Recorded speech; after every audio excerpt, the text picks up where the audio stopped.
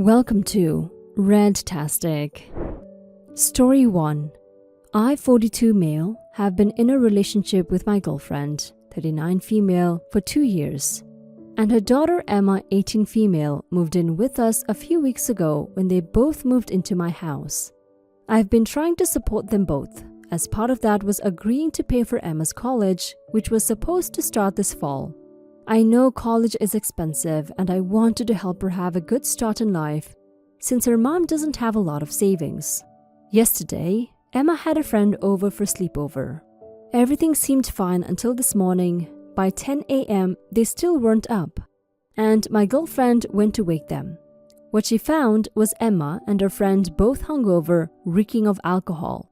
She found empty bottles in Emma's room and started going off on her. We have an absolute no drinking rule in the house, which both my girlfriend and Emma know very well. During the argument, apparently Emma tried to blame me, saying that I gave her the key to our alcohol cabinet and told her to help herself. My girlfriend came home later than usual that night. When my girlfriend heard that, she came to find me, yelling and demanding an explanation. It was an absolute mess. Everyone shouting, accusations flying everywhere, and me, who was working in my office, had no idea what was happening. I of course never gave Emma any key or permission to drink. Eventually, after a lot of chaos, Emma admitted she made it up and had actually taken the key without my knowledge. My girlfriend was furious with her, and I was left feeling deeply disrespected. I know Emma is young and will make mistakes, but this really bothered me. Not only did she break a major house rule, but she also tried to throw me under the bus and damage my relationship with her mom. After thinking about it, I told my girlfriend and Emma that I'm pulling the college fund I promised. I don't feel comfortable making such a big investment in someone who would lie about me like that and put my relationship at risk. Now my girlfriend is upset, saying I'm being too harsh and that it was just a mistake. But I feel like my trust has been shattered. Am I the a-hole for deciding to pull the college fund over this incident? Edit. My girlfriend is a single mom, always has been. She doesn't know who Emma's father even is. No, neither of them work at the moment. My girlfriend was working before she moved in. She has no savings, which was why I agreed to contribute for Emma's education. Update. After reading through the replies and taking some time to think things over, I realized that the situation was far bigger than just the college fund. The level of disrespect and lack of accountability from both my girlfriend and her daughter made me question the whole thing. I decided to pull the plug. I had a serious conversation with both my girlfriend and her daughter and told them that I can't do this anymore and that they need to move out. Of course, they weren't happy about it. They got in my face, yelling and telling me to grow up, calling me names and stuff. It was like a switch had flipped. I saw a really ugly side of both of them that I hadn't seen before. It's been 4 days now and they're still here and refusing to leave. They've been verbally abusive towards me, but I'm doing my best to stay calm. However, it's starting to dawn on me that they aren't planning on going voluntarily. So I might have to go down the route of formal eviction to get them out. I'm so glad I made this post. It's crazy how I never once realized that they're blood-sucking leeches leeching off of me. It's just a matter of getting through this now. Thanks to everyone who gave me the perspective I needed. Story 2. My 24 female's boyfriend, 24 male, is obsessed and superstitious with sports to the point where it interferes with his life severely. I'm also a sports fan, but I think he is out of control. I, 24 female, have been dating my boyfriend, 24 male, for 17 months. And we've lived together for 5 months. He's a wonderful guy, and he treats me great, and doesn't have a mean bone in his body. We get along with each other's friends and families, and we have the same sense of humor and common goals and beliefs. I know we are young, and I don't want to rush, but I love him, and can really see a future with him. There's just one problem that I feel is getting in the way. It may seem like such a stupid and insignificant problem because he doesn't hit me or cheat on me or use drugs or alcohol to excess, but it's really affecting our relationship. My boyfriend is obsessed with sports and is really superstitious when it comes to his teams. We live in Massachusetts, and he's obsessed with the Red Sox, the Bruins, the Celtics, the Patriots, and the Revolution. I like sports as well, but he takes it to a whole different level. He gets superstitious and has routines and things he does because he believes it will help his team win. Some examples.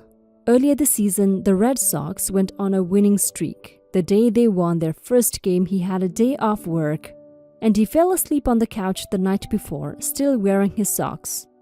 So, for the entire winning streak, he refused to take off or change his socks. This went on for days, and it was gross and his feet smelled so bad. And he admitted he could smell them too, but he didn't care because he said it helped the team win. 2 mutual friends of ours got married on November 28 of last year, and he couldn't make the trip because we had to go out of town for the wedding.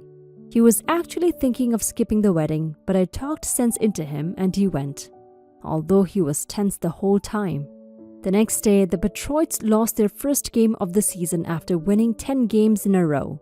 He was pissed off and still blames me for it. And by blaming me, he just says it is my fault.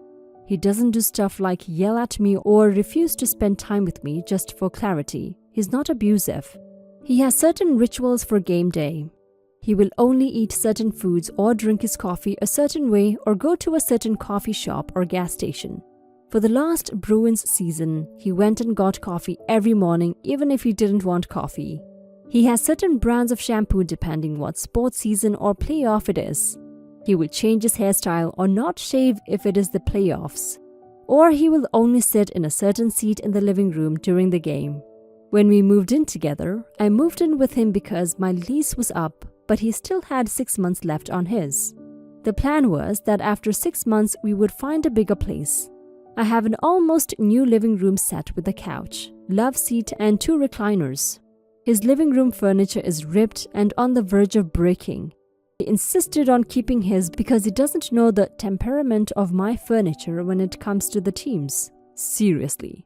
I agreed to keep his furniture and give mine to my parents because they were looking for replacements. But now in the big picture, I see why it was a problem. Another example is our wedding. We aren't planning on being engaged or married yet, but we have talked about the future. He has said that if we ever get married and engaged, the proposal and wedding would have to be on days when none of his teams are playing, because he doesn't want the wedding to influence a game or winning streak or something, because we can't have a wedding every day for the team to win. So far he thinks July or August because 3 of the 5 teams, Bruins, Patriots and Celtics, are in the off-season and there will probably be a day when the Red Sox and Revolution aren't playing. He can't guarantee it will be a Saturday though. These are just some examples, there are so many others. I have tried talking about this and he says I don't understand how important all this is. I convinced him to talk to a therapist about these compulsions, and that included couples therapy where we could talk. And he agreed to go, but the therapist said he didn't have a problem and was normal. And yes, he was honest in therapy, at least when I was there. I wanted a second opinion, so I picked a therapist and the same thing happened. So now he's convinced that he doesn't have a problem, and I just don't understand.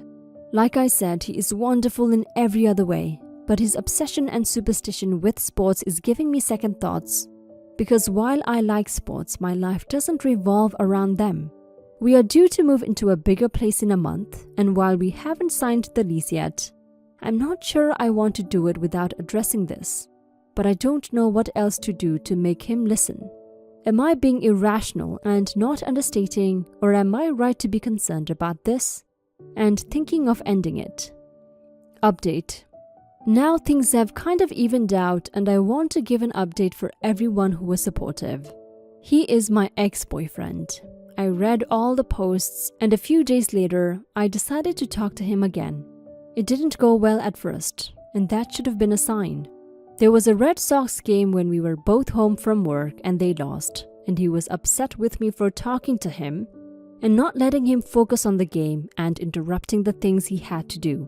He was convinced they lost because of that, and we had a huge fight. I should have ended it there, but I didn't. The next day, we were both off work, and he got me roses and cooked me lunch, and there was candlelight and music, and he asked me to dance with him there in the living room. He apologized and promised he would do better. He acknowledged it wasn't fair to me and said he wanted to get help and see another therapist. He talked about the future and us having a life. I stupidly listened. He did make an appointment with a therapist. He talked with me about his feelings and how I was feeling. He said he agreed that we would get new furniture for our new place. I tried to give him some space regarding his habits because he was committed to seeing the therapist and changing, and I didn't want to push him, and he ended up saying forget it. He was much more attentive though. I thought he changed, but I was wrong. A week or so after we had fought and made up, and he made the therapist appointment, something else happened that turned my life upside down. I had a mole on one of my arms, but I never thought anything of it. I had a new coworker and she pulled me aside one day and said she didn't want to scare me or be weird, but she is a 2-time skin cancer survivor, and the mole did not look good. She stressed that I needed to see a doctor. I wasn't going to, and she was non-committal, and she begged me to go. It turns out she was right, and she saved my life. I made the appointment thinking the doctor would look and it would be no big deal. I had that mole for a while and never paid much attention to it. It was melanoma. I had to have surgery to remove the mole as well as to check the lymph nodes to see if it spread. The surgery was scheduled for a day my idiot ex-boyfriend had tickets to a Bruins preseason game. He asked me to postpone the surgery because he couldn't skip the game as it would affect the team. He was actually being serious. He went so far as to call my doctor and tell him I wanted to postpone the surgery, and he was calling on my behalf. He said if I went through with the surgery, he couldn't be there for me and I needed to understand because the team needs him. Then he actually effing told me that I could not sit in his recliner the day I was scheduled to come home from the hospital because the Pats were playing and he needed to sit there for game day. I would have to take the broken couch. I'm dead serious. I broke up with him. I called a friend who had a truck and we packed all my stuff, and she agreed that I could crash in her spare room for as long as I needed. It was the last month on his lease and I paid the landlord the last month of rent because even though I wasn't on his lease, I didn't want him to be able to say, I left him high and dry. I cut all contact with him and blocked his phone number and email address.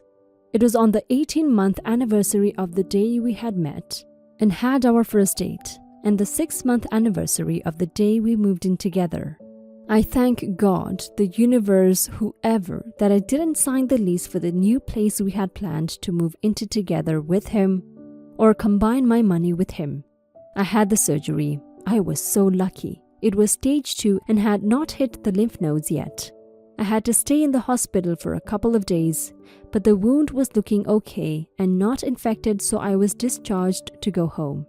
The waiting was agony and the worst thing. I also was not in the best emotional state because of what had happened with my ex. I cried when I found out it wasn't in my lymph nodes yet. The doctor said it would have hit them and spread in under a year and I would have been much worse off. So now I am hyper aware of the sun. I go for skin checks every few months and I have a nasty scar, but it could have been so bad. That coworker saved my life and we are friends now. Yesterday was the 1-year anniversary of my surgery. I had so much support from my friends, family, and coworkers. I will never forget it. Once I recovered and went back to work, I got a small promotion. I started night school for college last month.